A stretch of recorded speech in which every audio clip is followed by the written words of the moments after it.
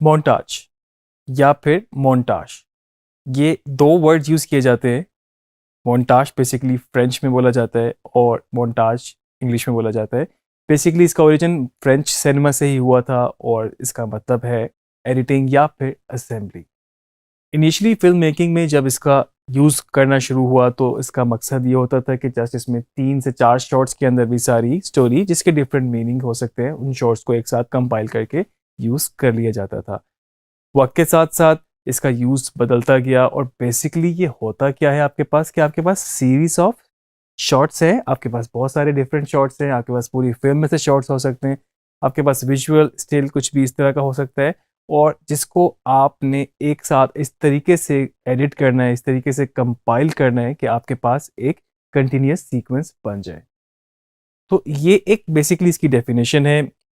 इसका मकसद आप कह लें ये हो सकता है कि एक बहुत बड़े टाइम ड्यूरेशन को, बहुत बड़ी एक्टिविटीज़ को, बहुत बड़े नैरेटिव को आपने एक छोटे से टाइम स्पैन के अंदर कवर कर लिया।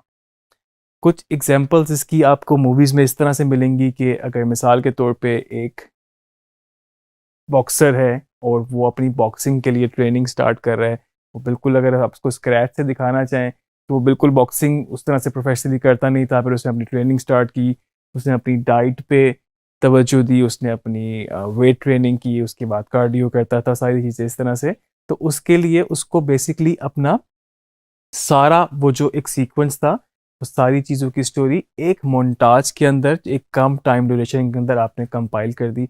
अगर आप सेपरेटली उसको उस तरह से रखते तो उसका वो मीनिंग भी नहीं रहता और शायद वो इम्पैक्ट भी ना होता और आपके पास मूवी में इतना टाइम भी ना होता जिसको आप इस्टेब्लिश कर सकते। तो एक तो इसका मकसद ये होता है और दूसरा मकसद इसका मुझे लगता है ये भी हो सकता है कि जस्ट एक शॉट को, जस्ट एक सीक्वेंस को थोड़ा सा ग्लैमराइज करना।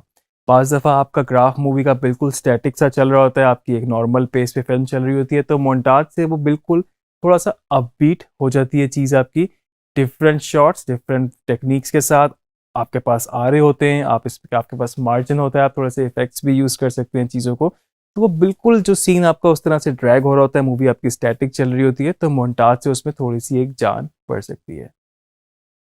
इसके अलावा जो मोन्टाज की टेक्निक है बेसिकली उसकी वजह से ही आपके फर्दर प्रोमोस, ट्रेलर्स या जिस तरह से भी आप शॉर्ट फॉर्म में चीज़ों को देखते हैं, तो वो टेक्निक भी बेसिकली आपकी वहाँ से इस्टेब्लिश हुई कि किस तरीके से आपने डिफरेंट जगहों से डिफरेंट सीक्वेंसेस से चीज़ों को उठा के जो कि डिफरेंट टाइम जोन डिफरेंट तरीके से एडिट हुई हुई है और उन सबको आपने कंपाइल कर दिया एक कंटिन्यूस सीक्वेंस के अंदर।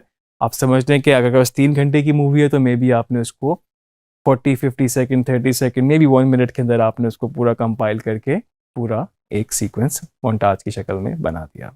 तो बेसिकली ये तो हमने एक बेसिक सा यूज़ इसका देख लिया कि किस तरह से आप उसको एक साथ कंपाइल करके मोन्टाज की शक्ल में यूज़ करते हैं। इसका फर्दर अगर यूज़ की बात करें तो बेसिकली एक तो मेन यूज़ तो स्पीड अप है इसकी, ओवरऑल आपने चीज़ों को स्पीड अप कर दिया। दूसरा आपके पास है कि आपने डिफरेंट स्टोरी लाइंस को एक साथ कंबाइन कर दिया। अक्सर मूवीज में आपके पास अगर डिफरेंट कैरेक्टर्स हैं, डिफरेंट कैरेक्टर्स की अलग अलग स्टोरीज हैं, तो आपने एक मोन्टाज में ही सबकी स्टोरीज को एक साथ रख के उसको कंपाइल इस तरह से किया कि आपके पास सारी स्टोरी लाइन एक ही सीक्वेंस के अंदर बंद हो गई। और एक और इम्पॉर्टेंट चीज़ ये भी हो सकती है कि आपने अपने कैरेक्टर्स को डिवेलप किस तरह से करना है। अगर कोई कैरेक्टर उसमें है, डिफरेंट कैरेक्टर्स हैं फिल्म के अंदर, एक आपका स्टूडेंट है, एक में भी जॉब करता है, तो उनकी एक्टिविटीज़ क्या है, उनकी रूटीन क्या है, किस तरीके से आप वो स्टैब्लिश करेंगे कैरेक्टर को कि अगर एक बंदा ऑफिस जाता है तो वो किस तरीके से सुबह उठता है, वो रेडी होता है, जाता है, ऑफिस जा रहा है। स्टूडेंट है वो किस तरीके से अपने कॉलेज यूनिवर्सिटी पहुंचता है।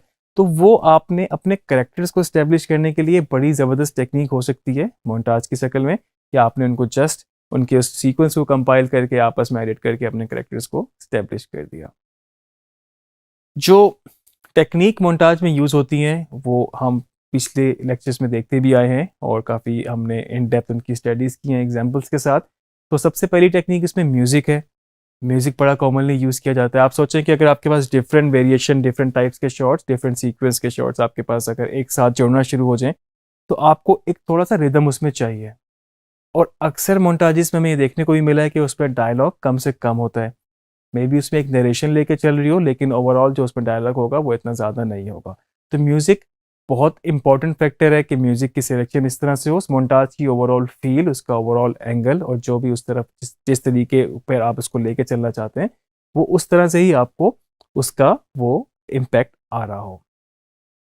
दूसरी चीज़ क्या होती है इसमें, क्विक कट्स। आपके जो कट्स होते हैं वो बड़े क्विक होते हैं, मतलब आपकी पेस हमेशा से तेज होगी। क्विक कट होंगे तो आपकी पेस पे फर्क पड़ेगा और वो तेज तेज होगा। और यही मोन्टाज का मतलब मेन मकसद भी यही है कि आप क्विकली चीज़ों को, इतनी सारी चीज़ों को एक जगह बंद करके उसको एक साथ दिखा सकें। वॉइस ओवर अक्सर लेके चल रही होती है इसको, नरेशन इसमें हो सकती है। मिसाल के तौर पे एक करेक्टर ही अपने आप को बता रहा है कि मैं ये था, मैं ये हो गया, तो वो साथ साथ ओवरलैप चीज़ें उस पर हो रही है मोन्टाज के अंदर, वो सारी चीज़ें उसमें आती जा रही हैं।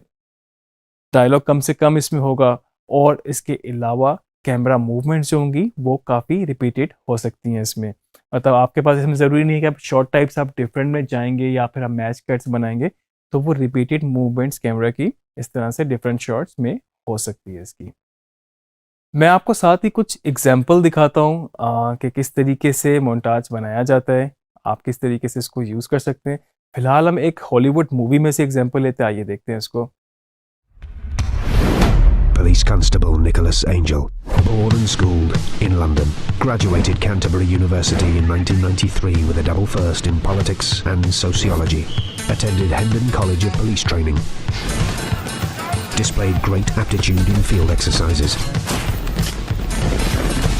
notably urban pacification and riot control.